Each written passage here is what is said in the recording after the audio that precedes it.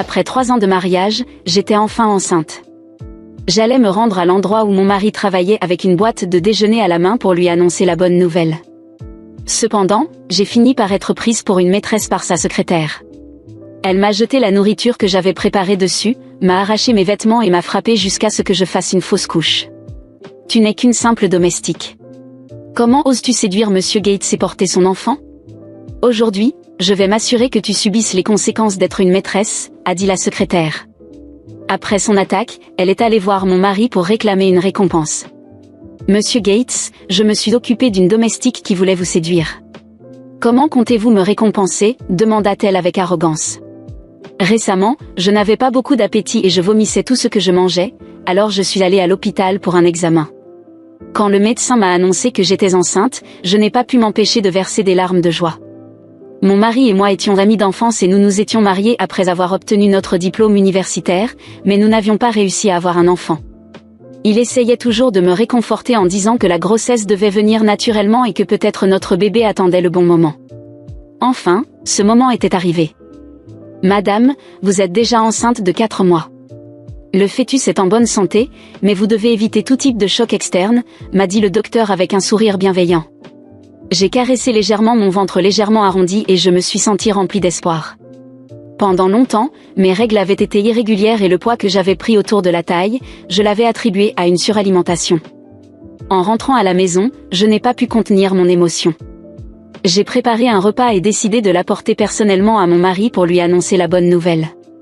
Avec la boîte de déjeuner à la main, je suis entrée dans le bâtiment du groupe Gates. Alors que j'étais sur le point d'ouvrir la porte du bureau de mon mari, une femme glamour m'a arrêtée. « Que fais-tu » a-t-elle demandé d'un ton froid, en me regardant avec mépris.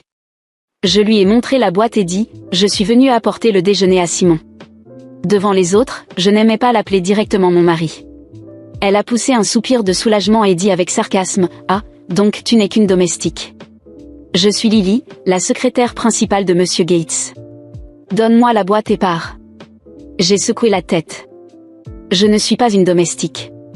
Je veux remettre le déjeuner en main propre à Monsieur Gates. S'il vous plaît, laissez-moi entrer, ai-je répondu. À peine avais-je terminé de parler que la colère de la femme s'est déchaînée. Elle m'a arraché la boîte des mains et a dit « Pour qui te prends-tu?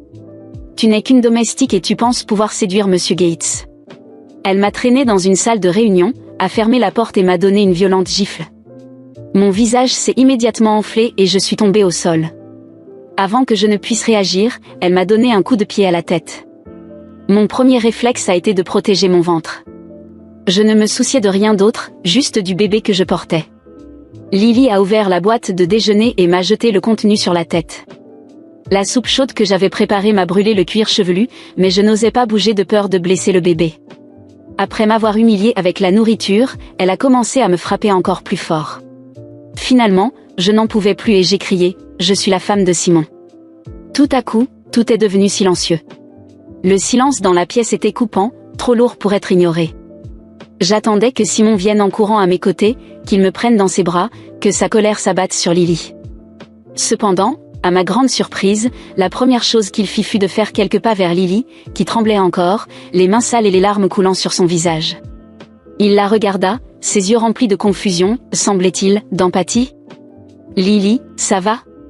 demanda Simon, d'une voix basse, presque réconfortante. Mon corps frissonna à ces paroles. J'étais là, couverte de nourriture, humiliée, blessée, pire que tout, sentant que quelque chose n'allait pas à l'intérieur de moi. Mon bébé. Je l'avais protégé de toutes mes forces pendant l'attaque, mais la douleur dans mon ventre m'avertissait qu'il s'était passé quelque chose de terrible. Pourtant, Simon semblait plus préoccupé par sa secrétaire. « Simon !» Ma voix trembla, mais elle était pleine de colère. « Tu n'as pas entendu ce qu'elle m'a fait ? Je suis enceinte. » Je posai la main sur mon ventre, et la douleur s'intensifia. Et à cause d'elle, notre bébé est peut-être en danger. Enfin, il me regarda, les yeux remplis de confusion. « Enceinte ? » Il semblait ne pas y croire. « Pourquoi tu ne me l'as pas dit avant ? J'étais venue ici justement pour te l'annoncer. » Ma voix tremblait d'émotion et de frustration. « Mais avant même que je puisse te parler, ta secrétaire m'a attaqué. » Et maintenant, ma voix s'étrangla, et je sentis le désespoir me submerger. Maintenant je dois aller à l'hôpital pour vérifier si tout va bien avec le bébé. Simon hésita, il me regarda, puis regarda Lily, qui sanglotait doucement, les mains tremblantes. Ce qu'il dit ensuite brisa mon cœur en 1000 morceaux. Je ne pense pas que Lily l'ait fait exprès. Elle a probablement mal compris la situation. Sa voix était basse, presque défensive, comme s'il essayait de justifier l'injustifiable. Quoi? Ma tête tournait. Je ne pouvais pas croire ce que j'entendais. Elle m'a frappé, Simon. Elle m'a jeté de la nourriture chaude dessus, m'a donné des coups de pied et m'a humilié. Je suis enceinte de ton enfant, et tu la défends? Il passa une main dans ses cheveux, visiblement mal à l'aise, mais pourtant, il ne me regarda pas directement. Je ne dis pas que ce qu'elle a fait était bien, mais, tu sais comment ça peut être. Elle a probablement pensé que tu étais une menace, quelqu'un qui essayait de s'approcher de moi de manière inappropriée. Elle me protégeait. Te protéger? Le choc transformait ma colère en quelque chose de presque incontrôlable. Tu es en train de me dire que ma grossesse, que le bébé que nous attendions, signifie si peu pour toi que tu cherches à justifier ces actions? Avant qu'il ne puisse répondre, je ressentis une vive douleur dans mon ventre. Le désespoir monta en moi, et je savais que je devais aller immédiatement à l'hôpital. Je ne peux pas rester ici, murmurai-je, ma voix vacillante. Je vais à l'hôpital. Voir si notre enfant est encore en vie. Je le regardai, espérant, implorant qu'il vienne avec moi. Mais il ne bougea pas. Lily sanglotait en arrière-plan, et son choix était clair. Je sortis de la pièce, le cœur brisé, mais avec une urgence qui surpassait toute douleur émotionnelle. Le bébé. Je devais le sauver. À l'hôpital, le médecin fit rapidement des examens, mais l'expression sur son visage disait déjà tout. Je suis désolé, madame, il commença, mais je ne pus entendre la suite. Mon monde s'effondra à cet instant. Le bébé que j'avais tant rêvé, que nous attendions avec tant d'espoir, était parti. Mon corps tremblait, mais c'était la colère, la trahison, qui dominait mes pensées. Je voulais crier, je voulais tout détruire autour de moi. De retour chez moi, je me sentis étouffée par le silence. Il n'y eut aucun appel de Simon, aucun message, rien. Il savait que j'étais à l'hôpital, et pourtant, il n'était pas venu. J'étais seule, face à la perte de notre enfant, pendant que lui, probablement, était au travail, aux côtés de la femme qui avait détruit nos vies. Je ne pouvais plus supporter cela. La douleur se transforma en rage, et cette rage se transforma en une décision implacable. Je n'allais pas attendre. J'allais le confronter, et il serait obligé de me faire face. Avec des pas déterminés, je retournai au bâtiment du groupe Gates. Peu importait que le médecin m'ait recommandé un repos total. Je ne pouvais pas simplement m'allonger et pleurer. J'avais besoin de réponses, de justice. Quand je pénétrai dans le bureau, ma vision se brouilla de colère. Simon était assis à son bureau, avec Lily à ses côtés, comme si rien ne s'était passé. Cette image me dégoûta au plus profond de moi. Sans réfléchir, je pris le premier objet que je vis, un vase de fleurs, et le jetai contre le mur. Il se brisa en 1000 morceaux, mais le bruit fut étouffé par ma voix. « Comment oses-tu » criai-je, ma voix rauque d'avoir retenu mes larmes. « Notre enfant est mort. Et toi, tu es ici, comme si de rien n'était, à défendre la femme qui a causé ça. » Simon se leva précipitamment, essayant de calmer la situation. « S'il te plaît, calme-toi. Parlons-en. » « Parler ?» Je l'interrompis, sentant une fureur que je ne pouvais plus contenir. « Parler ? J'ai perdu notre enfant. Je t'avais dit que j'étais enceinte, je t'avais supplié de m'écouter, et tu n'as rien fait. Et maintenant tu défends cette femme ?» Lily fit un pas en arrière, visiblement effrayée par mon explosion, mais Simon restait étrangement calme, presque froid. « Ce n'était pas de sa faute, dit-il, et ses mots me frappèrent comme un couteau. Elle n'avait pas l'intention. C'était un terrible malentendu, mais elle ne savait pas ce qu'elle faisait. Elle ne savait pas ? Le choc me laissa sans voix. Elle m'a battue jusqu'à ce que je perde notre enfant. Et tu la défends encore ? Comment peux-tu ? Comment peux-tu la regarder après ça ? Simon passa une main sur son visage, soupirant. Je sais que tu souffres, mais elle est mon employée. Je ne peux pas simplement la sacrifier parce que tu es en colère. Ce qu'elle a fait est horrible, mais il ne faut pas oublier que c'était une erreur. Mes jambes vacillèrent, et je faillis tomber. Je ne pouvais pas croire ce que j'entendais. Mon monde s'écroulait, et l'homme que j'aimais, le père de l'enfant que j'avais perdu, semblait plus préoccupé à protéger sa secrétaire qu'à s'occuper de moi. Je sentis les larmes commencer à couler, mais ce n'était pas seulement de la tristesse, c'était une rage si profonde qu'elle brûlait en moi. Tu es en train de me dire que ma douleur, la perte de notre enfant, signifie si peu pour toi que tu préfères défendre une femme qui a détruit notre famille? Simon hésita, mais finit par répondre, d'une voix basse et contrôlée, je dis seulement que ce n'était pas de sa faute.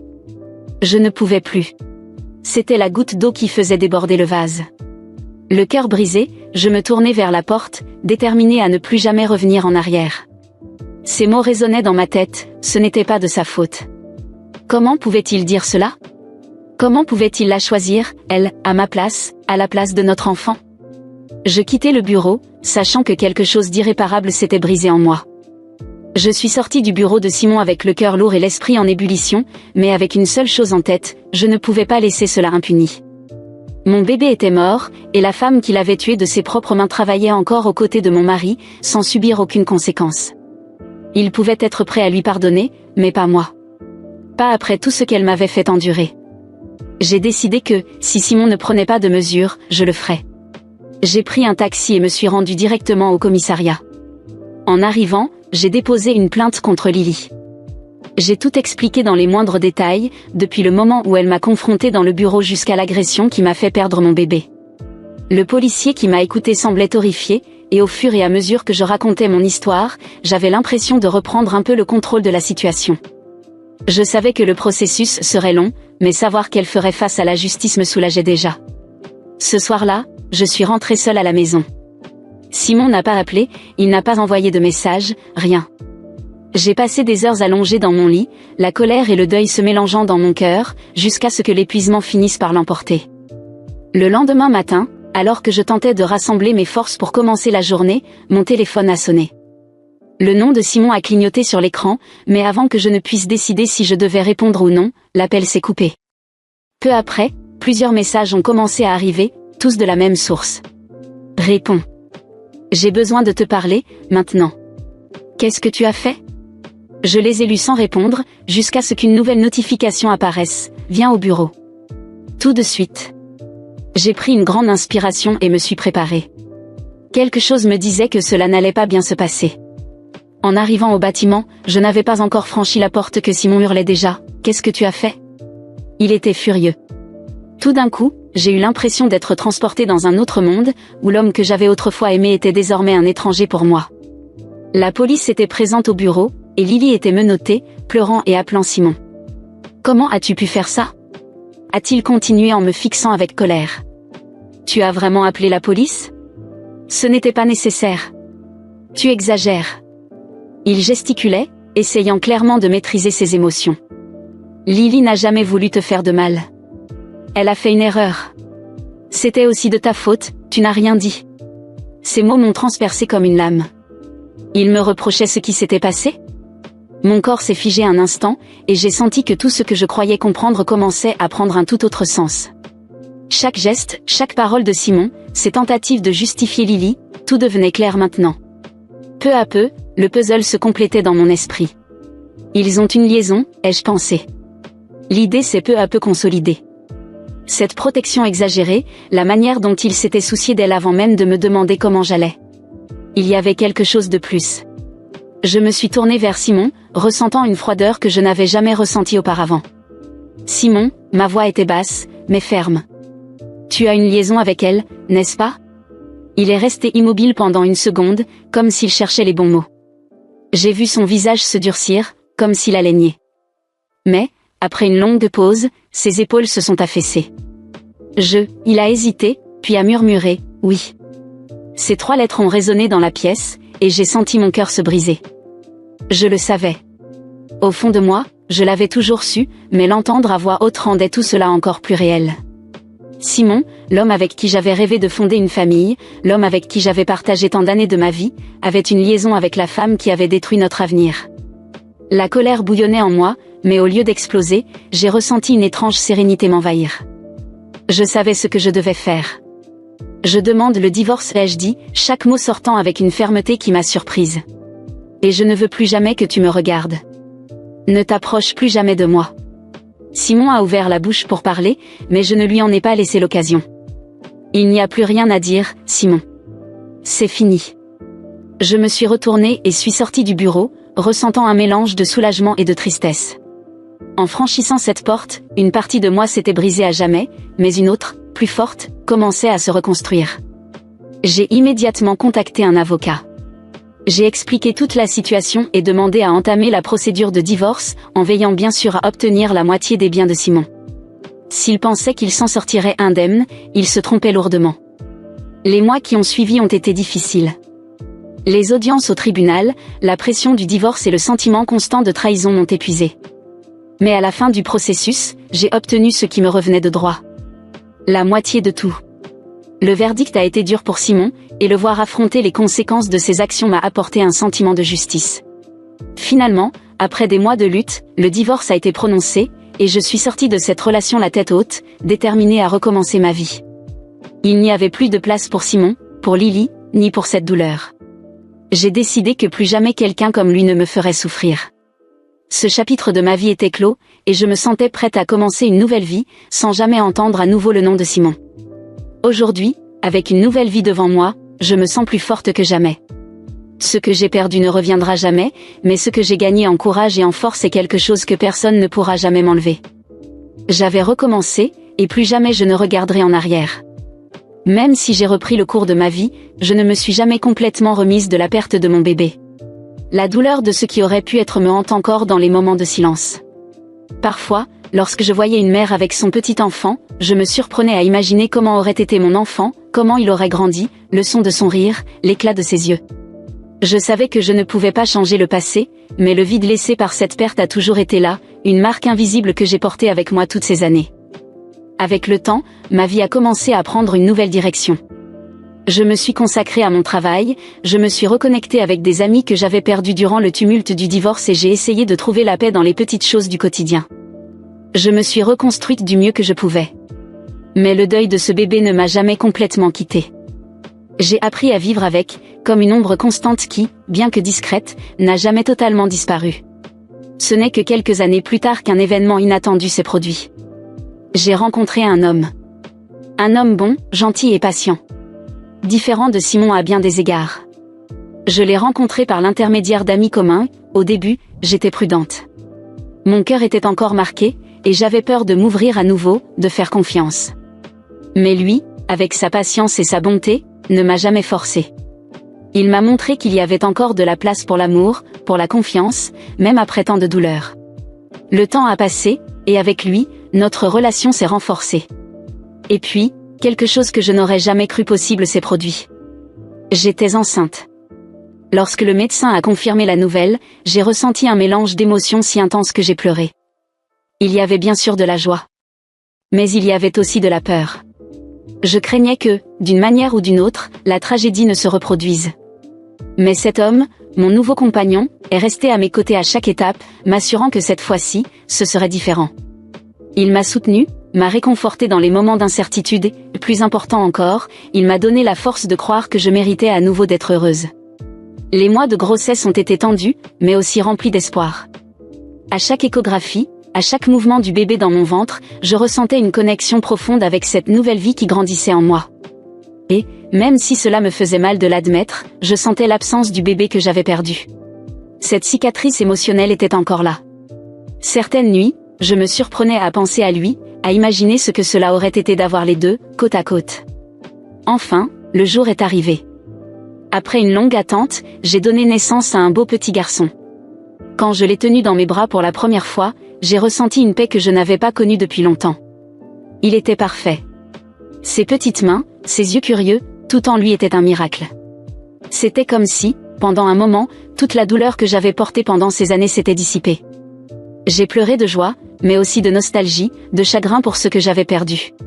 Ce nouveau bébé a apporté de la lumière dans ma vie, et avec lui, un nouvel espoir.